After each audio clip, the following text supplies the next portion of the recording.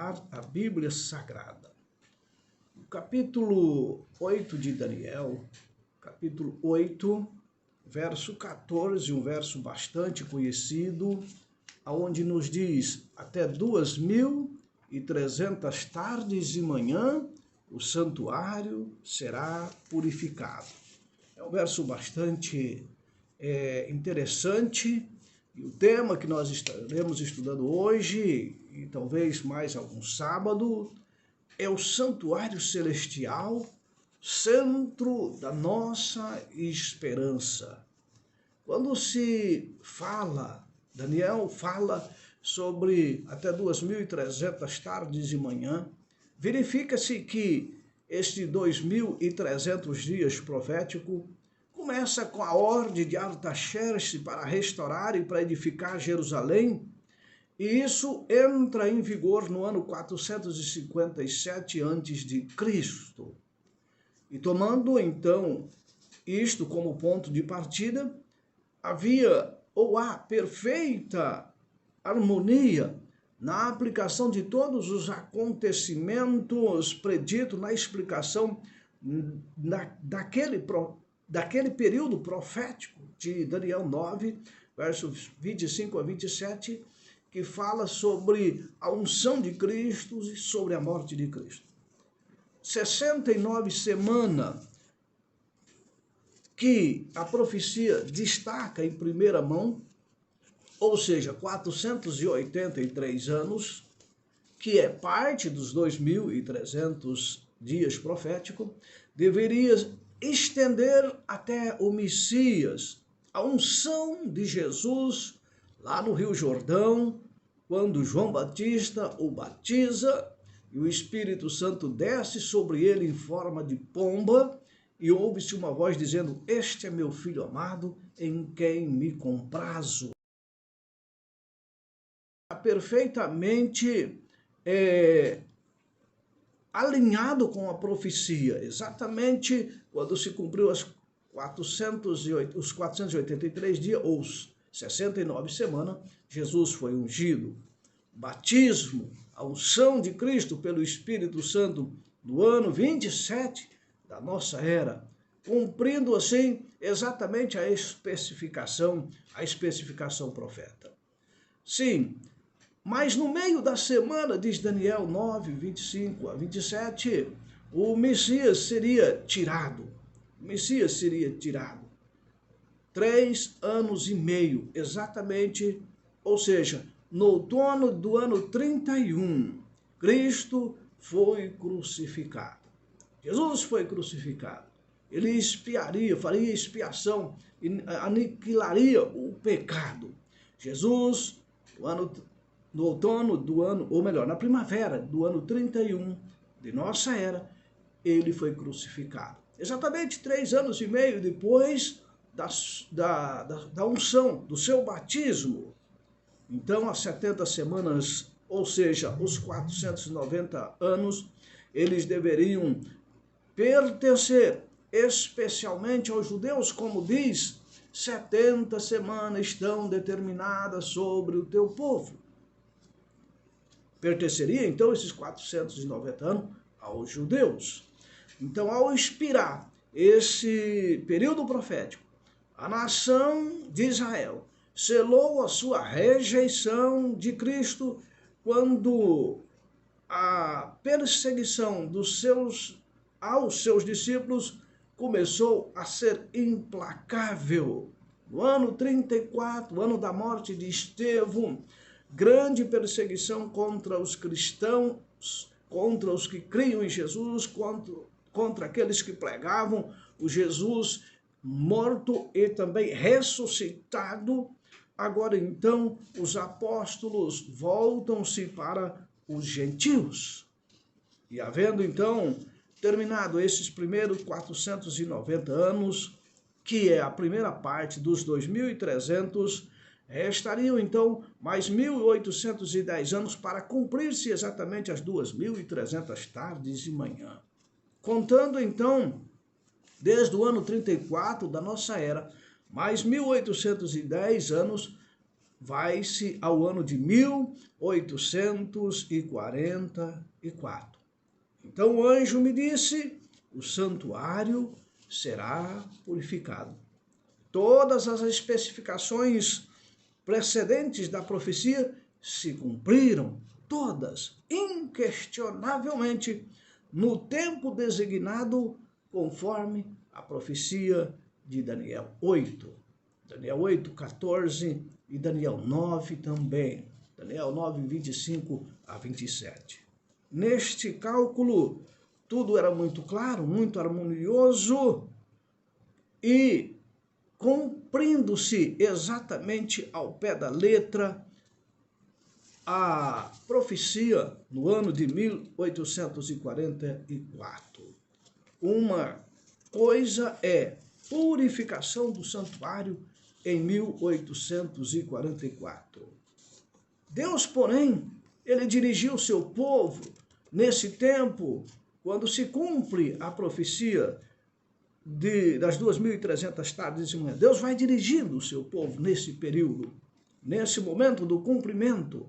Assim como dirigiu todas as questões até o cumprimento dos 490 anos ou dias profético, ele também dirige o restante dos 1.810 dias desta profecia. Ele dirigiu o seu povo naquele grande movimento que pregou o advento de Cristo em 1844. Jesus não voltou em 1844. Havia ali uma ideia errônea de que o santuário a ser purificado seria a terra.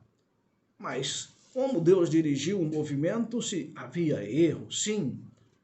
Deus, com seu poder e glória, acompanhou a obra e aquele povo que cria naquele movimento levantou um grande movimento de despertar religioso, um despertar profundo, onde milhares e milhares de pessoas aceitaram a Jesus, aceitaram a profecia, creram em Jesus, e ele não permitiria que esta obra finalizasse em trevas, em desapontamento. Ele não deixaria que a sua obra fosse vituperada como falsa excitação fanática. Não deixaria a sua palavra envolta em dúvida e incerteza. Posto que muitos abandonaram a fé naqueles dias, muitos abandonaram a crença na contagem daquele período profético, muitos negaram a exatidão daquelas profecias, daquele movimento que baseava naqueles cálculos proféticos de purificação do santuário no ano de 1844. Muitos abandonaram, deixaram de crer, deixaram de aceitar os cálculos, achavam que não tinha verdade naquilo, mas outros estavam dispostos a estudar, ir a fundo, buscar mais profundamente o que queria dizer toda a verdade referente àquela profecia. Muitos, então, renunciaram à fé, mas muitos buscaram pela fé, pela experiência, buscaram apoiado nas Escrituras Sagradas, pelo testemunho do Espírito Santo, pelo testemunho do Espírito da profecia, entender o que queria dizer aquela profecia. Eles criam claramente ter adotado no estudo da profecia sólidos princípios de interpretação. Não bastava apenas crer, mas eles tinham os princípios sólidos de interpretação, sendo então o dever deles reter firme as verdades que eles já tinham adquirido e continuar o mesmo método de exame bíblico. Vamos continuar. Os nossos métodos não estão errados. Precisamos de oração, precisamos de examinar. E eles adotaram essa atitude para com as Escrituras, para descobrir onde haviam errado. Veja como Deus dirige o seu povo, mesmo em meio às decepções. Deus, às vezes, permite as decepções como eles não pudessem ver engano algum no computo dos períodos proféticos, então eles foram levados a examinar mais particularmente o assunto do santuário, porque o que estava será purificado. Isso é que estava em questão. O santuário será purificado. E agora? Então vamos pesquisar todo o assunto relacionado ao santuário. Então, aprenderam muito em suas pesquisas que não há nas Escrituras Sagradas prova que apoie a ideia popular de que a terra é um santuário. Ora, havia uma crença de que a terra era o santuário e de que é essa terra que deveria ser purificada.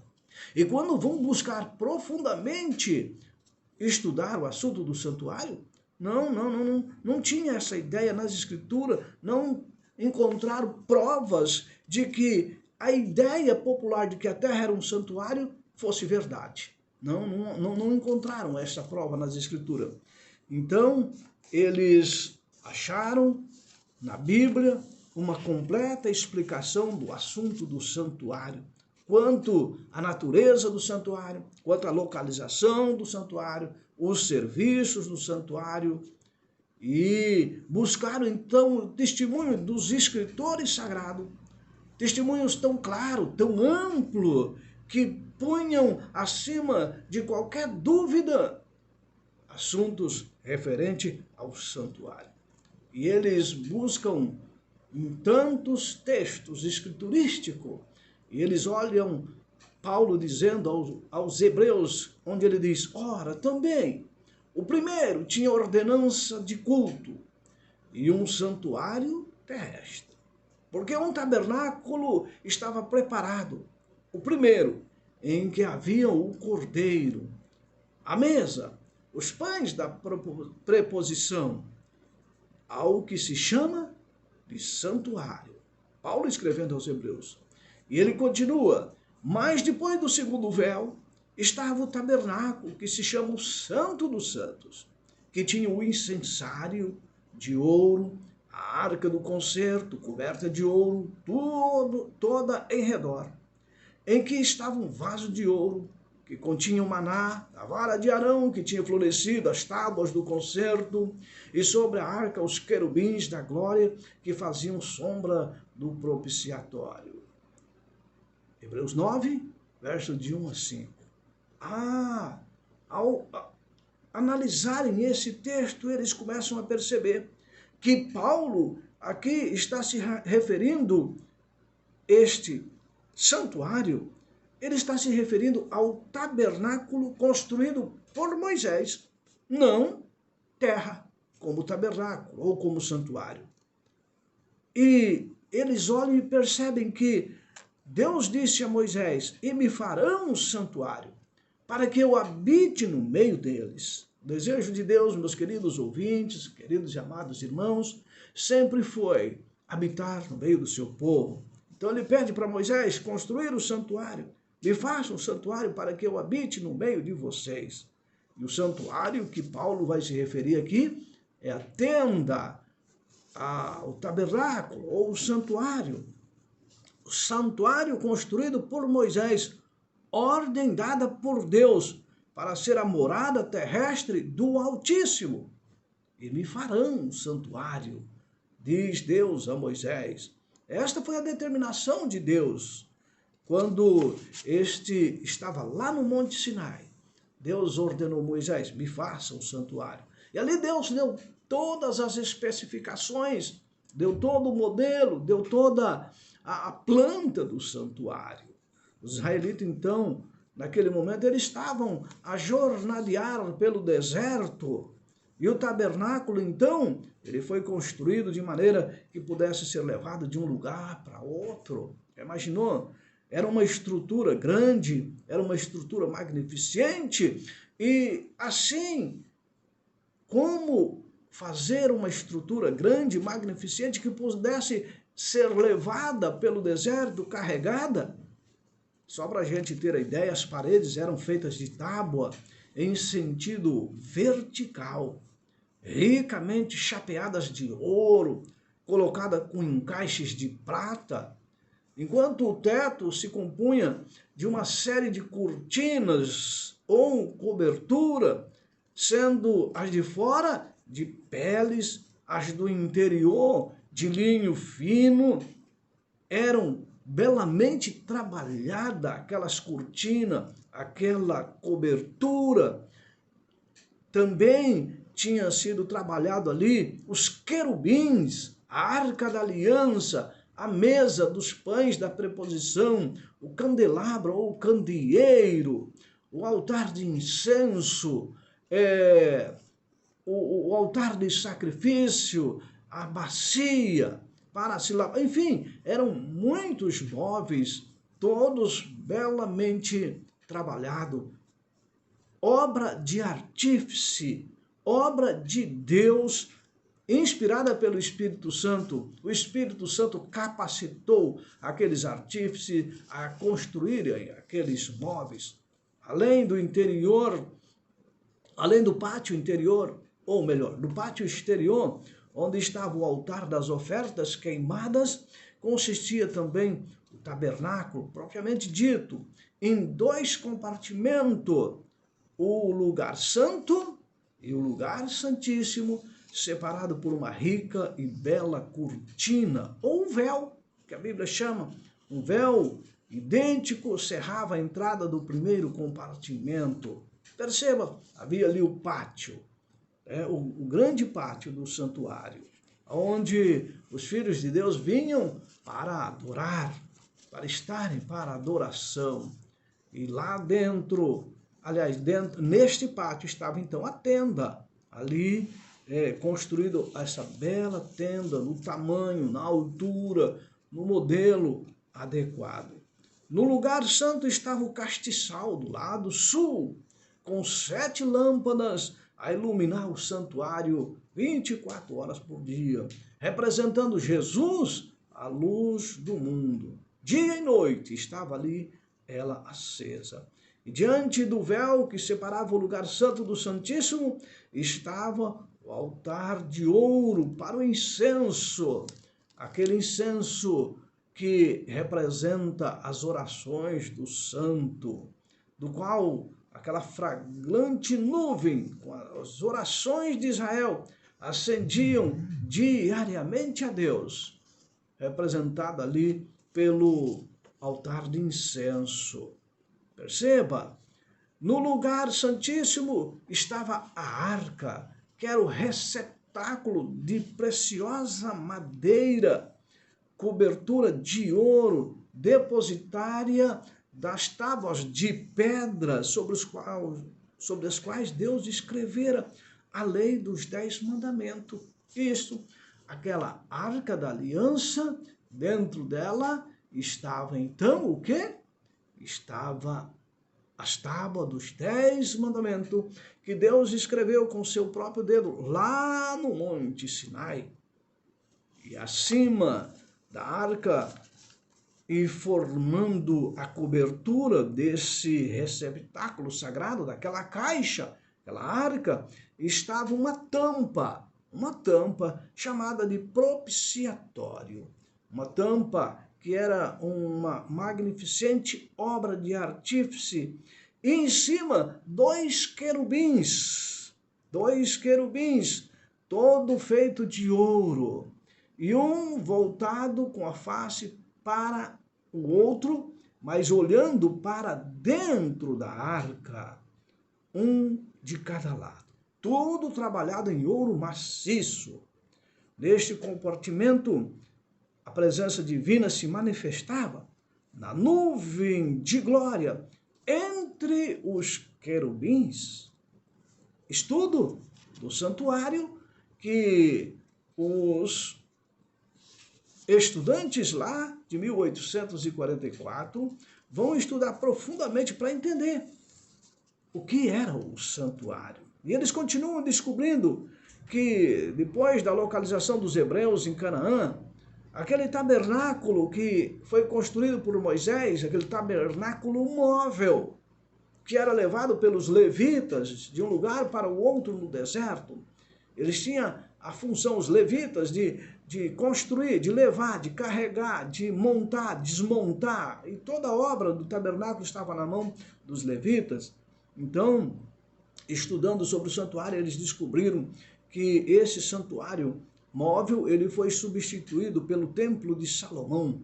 Templo de Salomão fosse, conquanto essa estrutura do Templo de Salomão fosse permanente, de maior escala, uma coisa assim bem magnífica, né? Ele existia praticamente as mesmas proporções, né? E era guarnecido de modo semelhante, sob esta forma existia o santuário de Salomão. Primeiro o santuário móvel, depois o santuário de Salomão, o grande templo de Salomão, né? Construído em Jerusalém.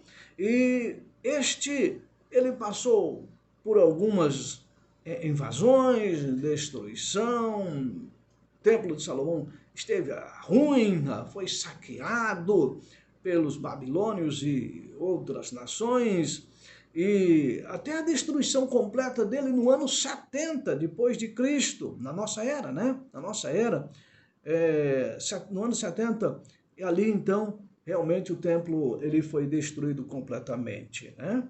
Aquele templo que até o profeta Daniel, quando estava no exílio babilônico, ele dizia que ele estava em ruína em Jerusalém, e eles queriam sair do cativeiro babilônico para voltar a reconstruir o templo de Salomão. E eles voltaram e reconstruíram o templo. E depois ele foi destruído no ano 70. Então, os estudiosos da Bíblia, ali do ano de 1840, né, da década de 1840, eles estudando, eles entenderam que o único santuário que já existiu na Terra, de que a Bíblia nos dá alguma informação, era este santuário. O santuário móvel, depois o santuário de Salomão, que foi reconstruído, né, algumas vezes, porque ele tinha sido destruído. E Paulo, ele declarou ser ele o santuário do primeiro concerto, aquele santuário lá do deserto. Aquele era o santuário do primeiro concerto. O santuário construído por Salomão, o santuário do primeiro concerto. Mas não tem um santuário, um novo concerto, você pode falar. Você pode estar perguntando, meu querido ouvinte, se aquele era o santuário do primeiro concerto, e qual é o santuário do segundo concerto? Mas existe um segundo concerto? Quando nós volvemos novamente ao livro de Hebreus, aqueles que vão pesquisar, os inquiridores da verdade, eles acharam, subentendido nas palavras de Paulo já citada, a existência de um segundo santuário, ou o santuário do novo concerto. Como assim, Daniel? Ora, diz Paulo, em Hebreus 8, verso 1 e 2, ora, também o primeiro tinha ordenanças de culto divino. O primeiro tinha ordenança de culto divino. E era um santuário terrestre. E o uso aqui da palavra também, o primeiro, também, exige que Paulo haja anteriormente feito menção a um já existente. A menção de um santuário, outro, porque ele diz, ora, também o primeiro, perceba? Então, voltando ao princípio do capítulo, lê-se, ora, a suma do que temos dito é que temos um sumo sacerdote tal, que está sentado no céu, à destra do trono da majestade, ministro do santuário e do verdadeiro tabernáculo, o qual o Senhor fundou, e não o homem. Então aqui, Paulo está revelando o santuário do novo concerto. O santuário do primeiro concerto foi fundado pelo homem, construído por Moisés. Mas esse outro santuário, ele foi fundado pelo Senhor e não pelo homem. Naquele santuário fundado pelo homem, os sacerdotes, eles efetuavam ali o culto, os rituais do culto sagrado. Nesse novo santuário, é Cristo que ministra. Nosso sumo sacerdote, ele ministra à destra de Deus. Um santuário estava na terra. 1844, esse santuário já não existia mais. Já tinha sido destruído. Mas o santuário celestial, que está no céu, esse não. Esse permanece para sempre. Demais, o tabernáculo construído por Moisés, ele foi feito segundo um modelo. O Senhor ordenou a ele, conforme tudo o que eu te mostrar, para modelo do tabernáculo, para modelo de seus vasos, assim mesmo o fareis. E novamente foi dada a ordem: atenta, pois, Moisés, para que faça tudo conforme o modelo que te foi mostrado no monte. Faça igualzinho, Moisés.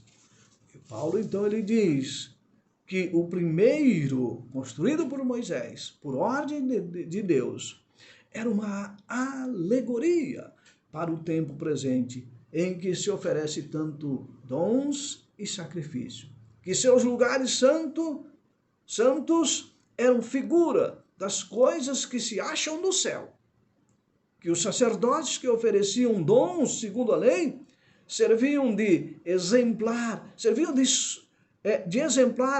ou seja, sombra das coisas celestiais. E que Cristo, ele não entrou em santuário feito por mãos, figura do verdadeiro, porém ele entrou no céu, no mesmo céu, agora, para comparecer por nós perante Deus. Perceba que o plano de Deus foi, quando o santuário terrestre esteve construído, Deus, ele tinha alegria em estar no meio do seu povo. E ali no santuário, ele se manifestava. Quando nós lermos na inauguração do santuário terrestre por Salomão, a glória de Deus encheu todo o templo, uma coisa magnífica, nunca vista pelo ser humano. Mas, quando se cumpriu as Escrituras, ao se cumprir a profecia, agora era necessário que Cristo morresse, ressuscitasse, fosse assunto ao céu. E ele vai agora adentrar ao santuário celestial, não feito por mãos humanas, mas pelo próprio Deus. O santuário no céu, no qual Jesus ministra hoje, meu querido. Todo esse estudo para a gente entender isso aqui. O santuário no céu, no qual Jesus ministra hoje em nosso favor, é o grande, original santuário. É o santuário construído por Moisés, ou melhor, o santuário construído por Moisés foi apenas uma cópia, apenas uma réplica, uma sombra.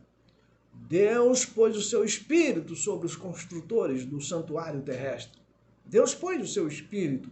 Habilidades artísticas patenteadas no trabalho eram uma manifestação da sabedoria divina. As paredes tinham uma aparência de ouro maciço, refletindo em todas as direções a luz das 7 lâmpadas do castiçal de ouro. A mesa dos pães da preposição, o altar do incenso, ou fulguravam como ouro polido resplandecente. Aquela magnífica cortina que formava o teto, bordada de figuras de anjo nas cores azul, púrpura, escarlata, aumentava assim a beleza daquele santuário.